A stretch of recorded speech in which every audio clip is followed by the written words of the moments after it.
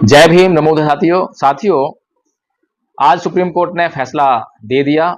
कुछ लोगों ने आरक्षण में आरक्षण यानी कि जो सब क्लासिफिकेशन की जो बात आई थी, जो उस पे सुप्रीम कोर्ट ने अपना निर्णय दिया था अभी कुछ दिन पहले 1 अगस्त को जो माननीय सुप्रीम कोर्ट ने जो अपना निर्णय दिया था, उस निर्णय का एकाएक बहुजन समाज ने विरोध किया, तुरंत प्रतिक्रिया दी। और मैं लगातार कहता हूं कि तुरंत प्रतिक्रिया आपको कभी भी नहीं देनी चाहिए, और तुरंत प्रतिक्रिया देने का जो नुकसान होता है वो काफी गंभीर होता है। बहुत से लोगों ने तुरंत प्रतिक्रिया देते हुए तुरंत ही आंदोलन करना शुरू कर दिए, धरना प्रदर्शन करना शुरू कर दिए और सुप्रीम कोर्ट में याचिकाएं भी दायर कर दी। लेकिन मैंने अपने पिछले वीडियो में आपको यह बताने का प्रयास किया था कि बहुजन समाज के लिए ये जो आरक्षण में आरक्षण की व्यवस्था या क्रीमी लेयर की जो व्यवस्था है, ये बिल्कुल भी नुकसानदेह नहीं है। मुझे अभी तक किसी भी बहुजन समाज के विद्वान जन ने, किसी भी प्रोफेसर ने, या जिनको भी आप जो है अपना बहुजन नेता मानते हैं, उनके माध्यम से मुझे यह बात बिल्कुल भी समझ में नहीं आई कि आरक्षण में आरक्षण का जो निर्णय माननीय सुप्रीम कोर्ट ने 1 अगस्त को दिया था, उसमें आखिर बुराई क्या है। लेकिन जो बुराई आपको मैंने बताई थी, वो शायद ये जो बहुजन नेता हैं, जिनका काम केवल राजनीतिक लाभ प्राप्त करना है, या फिर जो बौद्ध विद्वान हैं, उनका काम केवल जो है आपके किए गए आंदोलनों के माध्यम से अपने बच्चों के लिए नौकरियों को सुनिश्चित करना है, अपने लिए संपत्ति अर्जित करना है, उन लोगों को मेरी बात जो है शायद ही समझ में आए। लेकिन आपको इस बात को समझना बहुत जरूरी है कि सुप्रीम कोर्ट के निर्णय का बहुजन समाज पर क्या प्रभाव पड़ने वाला है, उसके निर्णय में क्या सही है और क्या गलत है। तो जो सही है उसको हमें जो है उसकी प्रशंसा करनी पड़ेगी, उसको स्वीकार करना पड़ेगा, लेकिन जो गलत है उसका हमें विरोध करना पड़ेगा। जब आपकी बात तार्किक होगी तब उस बात को जरूर सुना जाएगा। इसीलिए मैंने कहा था कि इस सुप्रीम कोर्ट के इस निर्णय के माध्यम से भाजपा की सरकार ने और आरएसएस ने यह निश्चित करने का प्रयास किया है, क्योंकि बहुत लंबे समय से वो ये प्रयास कर रहे थे कि जो परम पूज्य बाबा साहेब डॉक्टर भीमराव अंबेडकर संविधान में एससी, एसटी, ओबीसी का प्रावधान करके इन तीनों वर्गों को इकट्ठा होकर संघर्ष करने के लिए प्रेरित करने का काम कर रहे थे। फिर उसके बाद मान्यवर साहेब कांशीराम जी ने जमीनी स्तर पर राजनीतिक आंदोलन के तहत जो है इन तीनों वर्गों को इकट्ठा करने का काम किया, और ये तीनों वर्ग जो है इतिहास की जानकारी को लेते हुए इकट्ठा होने का काम कर रहे थे, इकट्ठा होने का प्रयास कर रहे थे। तो सबसे बड़ा जो चैलेंज था, सबसे बड़ी जो चुनौती थी आरएसएस के सामने, बीजेपी के सामने, इन मनुवादी ताकतों के सामने, वो ये थी कि ये जो संगठित हो रहा समाज है, इसको कैसे बखेरा जाए। तो इसको बखेरने का इनके पास एक ये योजना थी। बहुत लंबे समय से वाल्मीकि समाज को हम देखते हैं कि वो आरएसएस अपनी गिरफ्त में लिए हुए है, और नाना प्रकार के प्रलोभन देकर वे जो है वाल्मीकि समाज को गुमराह करते हैं, बहकाते हैं। ये हम लगातार देख रहे थे, और लगातार मैं ये भी ऑब्जर्व कर रहा था कि जो हमारे बहुजन नेता हैं, उनका ध्यान इस तरफ बिल्कुल भी नहीं है। बाबा साहेब डॉक्टर भीमराव अंबेडकर सांस्कृतिक परिवर्तन के माध्यम से, सांस्कृतिक संघर्ष के माध्यम से, सांस्कृतिक आंदोलन के माध्यम से इन तीनों समाजों को इकट्ठा करना चाहते थे।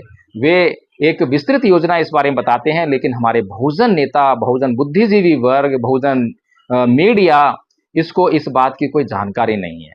और इस जानकारी के अभाव में लगातार जो काम करना चाहिए था वो काम नहीं हो रहा था, और जो काम नहीं करना चाहिए था वो काम लगातार हो रहा था। बाबा साहेब ने कहा था कि मेरी जय जयकार करने से अच्छा है कि मेरे बताए हुए मार्ग पर चलना। तो बहुजन समाज, बहुजन यूट्यूबर्स, बहुजन नेता, बहुजन बुद्धिजीवी लगातार आपको बाबा साहेब की जय जयकार में लगाए रखे, और बाबा साहेब के बताए हुए मार्ग पर आपको चलना था, वो मार्ग आपको कभी बताया ही नहीं कि क्या मार्ग है। लगातार आपको जो है संविधान बचाओ, संविधान बचाओ, संविधान खतरे में है। जैसे कि आरएसएस आप लोगों के बीच में हमेशा एक प्रोग्राम लेकर आती है कि हिंदू धर्म खतरे में, हिंदू धर्म बचाओ, हिंदू धर्म खतरे में। ऐसे ही बहुजन नेता आपके बीच में चिल्लाते हैं कि संविधान बचाओ, संविधान खतरे में है, संविधान बचाओ, संविधान खतरे में है।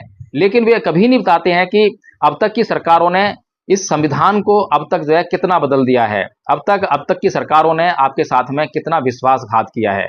क्योंकि आप जो है संविधान के नाम पर केवल बाबा साहेब आपको याद आते हैं, केवल वो जो किताब है जो बाबा साहेब ने लिखी थी वो याद आती है। आपको संविधान के भीतर क्या आपके हक हैं, अधिकार हैं, क्या प्रोविजंस हैं, वो ना तो आपको पता है, ना आप जानने का प्रयास करते हैं, और ना ही आपका जो बुद्धिजीवी वर्ग है वो आपको बताने का कार्य करता है। तो साथियों, मैं आपको लगातार इस बारे में आगाह करता आया, और आप मेरे पिछले किसी भी वीडियो को उठाकर देख लीजिए, मैं लगातार इस बात की चर्चा आप लोगों के बीच में करता आया हूं कि आपका जो मुख्य कार्य है वो है इस देश में सांस्कृतिक परिवर्तन करना। ये SC ST OBC वर्ग जिसे कह रहे हैं, जिसको बाबा साहेब संविधान में जो है 3 वर्गों में बांटते हैं, 3 वर्गों में बांटकर जो है इसको स्थान देते हैं, और उसके बाद 1956 में बौद्ध धर्म ग्रहण करते हैं। बाबा साहेब कहते हैं कि इस देश का जो इतिहास है वो सांस्कृतिक संघर्ष का इतिहास है। एक तरफ ब्राह्मण संस्कृति है, एक तरफ जो है बौद्ध संस्कृति है। तो बौद्ध संस्कृति और ब्राह्मण संस्कृति के बीच का युद्ध है। एक तरफ ब्राह्मण संस्कृति है जो इस देश को नष्ट करने पर तुली हुई है, जो स्वार्थ की पराकाष्ठा की संस्कृति है, और दूसरी तरफ जो है बौद्ध संस्कृति है जो देशभक्ति की भावना से, राष्ट्रभक्ति की भावना से लबालब है, और जिसमें त्याग ही त्याग है, और एक दूसरे के साथ में परस्पर मैत्री की भावना को जगाने वाली संस्कृति है। तो साथियों, बाबा साहेब हमारे लिए जो है सारा मार्ग प्रशस्त करते हैं, लेकिन हमारे बहुजन नेताओं की जो जरूरत है वो है उनको MLA बनना है, उनको MP बनना है, उनको सत्ता के केंद्र में नहीं पहुंचना है, उनको आपको सत्ता के केंद्र में नहीं पहुंचाना है, उनको खुद को सत्ता में पहुंचाना है, उनको खुद को जो है MLA MP बनना है। उनका ये एकमात्र लक्ष्य है। इसीलिए वो बाबा साहेब का जो वास्तविक लक्ष्य है, बाबा साहेब का जो वास्तविक जो प्लान है, उनकी जो योजना है, उस पर कभी भी काम नहीं करते हैं, कभी भी चर्चा नहीं करते हैं।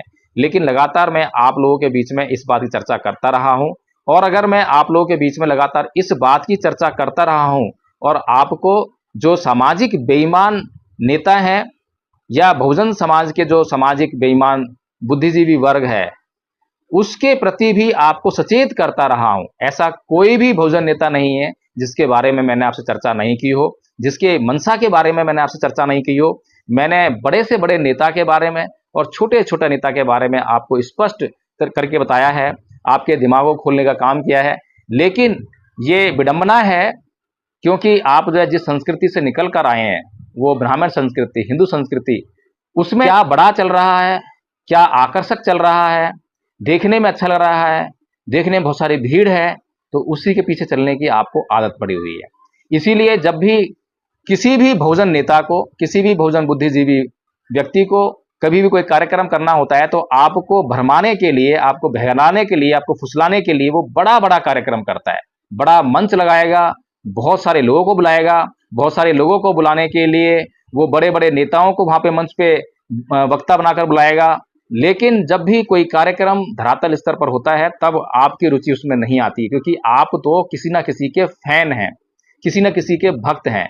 आप उसको देखना चाहते हैं, आप उसको सुनना चाहते हैं, और अपनी बुद्धि का इस्तेमाल करना आप जो नहीं जानते हैं, जिसका फायदा जो है ये लोग उठाते हैं। तो साथियों, इसीलिए जो आरक्षण में आरक्षण का जो मुद्दा हमारे बीच में आया, जो सुप्रीम कोर्ट ने 1 अगस्त को जो निर्णय अपना दिया, उसका पहला मकसद ये था कि इस SC ST OBC समाज में, इस वर्ग में एक भेद डाला जाए, एक फूट डाली जाए, जिससे कि ये आपस में लड़ने लगे। अब इस फूट को समझने की जिम्मेदारी, इस निर्णय को समझने की जिम्मेदारी, इस निर्णय का जो लक्ष्य था, जो उसका उद्देश्य था, उसको समझने की जिम्मेदारी बहुजन समाज के बुद्धिजीवी वर्ग के ऊपर थी, जिसमें बहुजन समाज का बुद्धिजीवी वर्ग बिल्कुल पूरी तरह से फेल हुआ। बहुजन समाज के तमाम वकील लोग पूरी तरह से फेल हो गए, और आपको उनकी जो बाइट अगर आप देखेंगे तो लगातार केवल यही कहते नजर आए कि हमें सुप्रीम कोर्ट का ये जो विभाजनकारी निर्णय है ये बिल्कुल मंजूर नहीं है, हम इसका विरोध करेंगे, हम इसके लिए आंदोलन चलाएंगे। उसके बाद एक भारत बंद भी बुलाया गया, जो कि आप कह सकते हैं कि सक्सेस रहा है, सफल रहा है। लेकिन सुप्रीम कोर्ट ने जो रिव्यू पिटीशन फाइल की गई थी, आज उनको जो है डिसमिस करके आपके उस आंदोलन को भी असफल करार दे दिया है। वो जो निर्णय था उसमें क्या गलत था, क्या सही था, इसको हमें समझना चाहिए। तो उसमें क्या गलत था? गलत ये था कि इसका जो उद्देश्य है वो समाज को तोड़ना है, समाज को बिखेरना है। क्योंकि जो बुद्धिजीवी वर्ग जिसके ऊपर ये जिम्मेदारी थी कि वो इस बात को समझेगा, इस बात की तैयारी करेगा कि समाज किसी भी तरीके से बिखरे ना, और कोई भी एक्शन लेने से पहले आपस में बातचीत कर कर और समाज को इकट्ठा करके, संगठित करके जब ही कोई आंदोलन की पहल करेगा, तो उसको तो उसने बिल्कुल भी नहीं किया। हम देखते हैं कि बहुजन समाज के नेताओं ने कभी भी समाज को संगठित करने के लिए कोई प्रयास नहीं किए। केवल मंच पर भाषण देकर ये आह्वान करना कि SC ST OBC के लोगों इकट्ठे हो जाओ, क्या इस तरह से कोई इकट्ठा हो सकता है? चमार और भंगी समाज इकट्ठा हो जाओ, क्या ऐसे इकट्ठा हो जाएंगे? क्या ऐसे इकट्ठा हो सकते हैं क्या? नहीं, उसके लिए हमें जो है एक स्पष्ट योजना बनानी पड़ती है, प्लानिंग देनी पड़ती है, कैडर प्रोग्राम चलाने पड़ते हैं, लोगों के बीच जाना पड़ता है, उन्हें बताना पड़ता है कि हमारा लक्ष्य क्या है और हमारे सामने जो दुश्मन है, जो हमें दुश्मन समझे हुए है, जो हमारा अहित कर रहा है, उसका क्या लक्ष्य है, वो हमसे क्या चाहता है।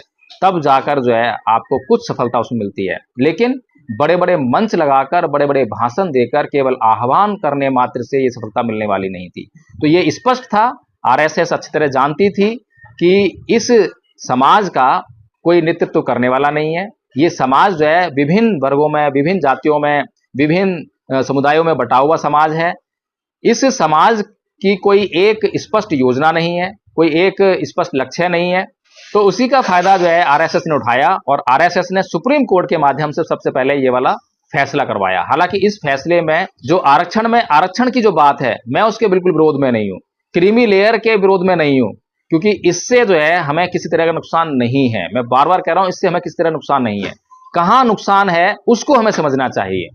नुकसान है एनएफएस पर, नॉट फाउंड सूटेबल जो नीति है सरकार की, वो इस आरक्षण के लिए घातक है।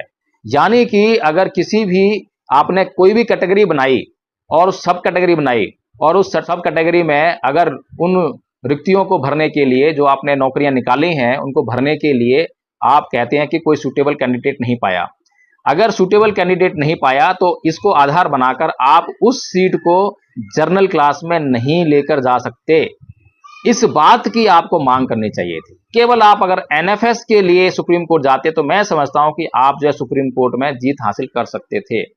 और अगर आप एनएफएस के मुद्दे पर सुप्रीम कोर्ट में जीत हासिल नहीं करते और आप बाकी के फैसले का अगर समर्थन करते तो यहां से दो बातें होती। एक तो ये कि आप एक बड़ा आंदोलन कर सकते थे और दूसरा ये, अगर आप सुप्रीम कोर्ट के आरक्षण के फैसले को स्वीकार कर लेते तो आपका समाज टूटता नहीं, आपके समाज में जहां पर जितना संगठन था वो बिखरता नहीं, वो इकट्ठा होता और मजबूत होता, और वो मजबूत होकर जो है एनएफएस की डिमांड करता। एससी, एसटी, ओबीसी ये तीनों वर्ग मिलकर जो है उस एनएफएस की स्कीम, एनएफएस की जो नीति है उसके खिलाफ एक बहुत बड़ा आंदोलन करते, आपका संगठन जो है बहुत मजबूत होता। लेकिन विडंबना है कि सत्य को कोई जानता नहीं है और सत्य को पहचानता नहीं है। और सबसे बड़ी विडंबना, सबसे बड़ा दुर्भाग्य इस बात का है कि जब कोई आपको सत्य बताने आता है तो आप उसको सुनते नहीं हैं, आप उसको सुनना भी नहीं चाहते हैं। और जब आप सत्य को नहीं सुनते हैं, नहीं सुनना चाहते हैं, तो असत्य को मानना पड़ता है, आपको असत्य के पीछे जाना पड़ता है और असत्य को मानने के हमेशा गंभीर परिणाम ही होते हैं।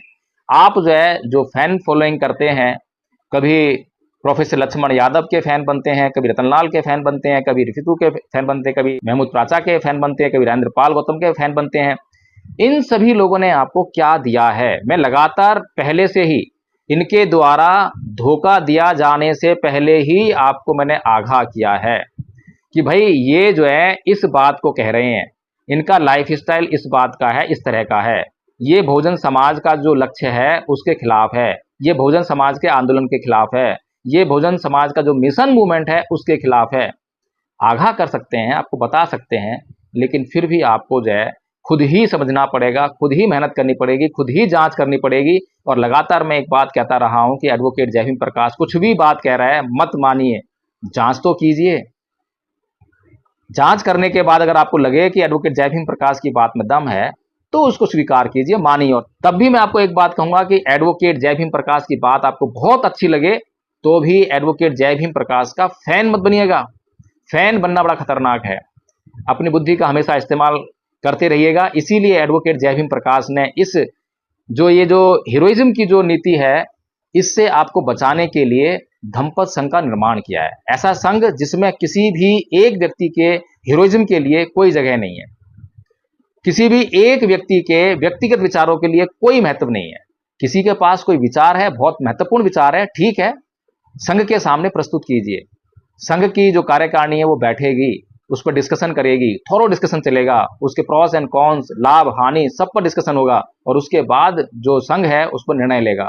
जो निर्णय होगा वो संघीय निर्णय होगा और उसको प्रत्येक को मानना पड़ेगा और इसी तरह से मानना पड़ेगा जैसे कि उसका अपना निर्णय हो, उसकी अपनी राय थी ये जो है। तो इस तरह से जो है इस संघ का निर्माण हो चुका है।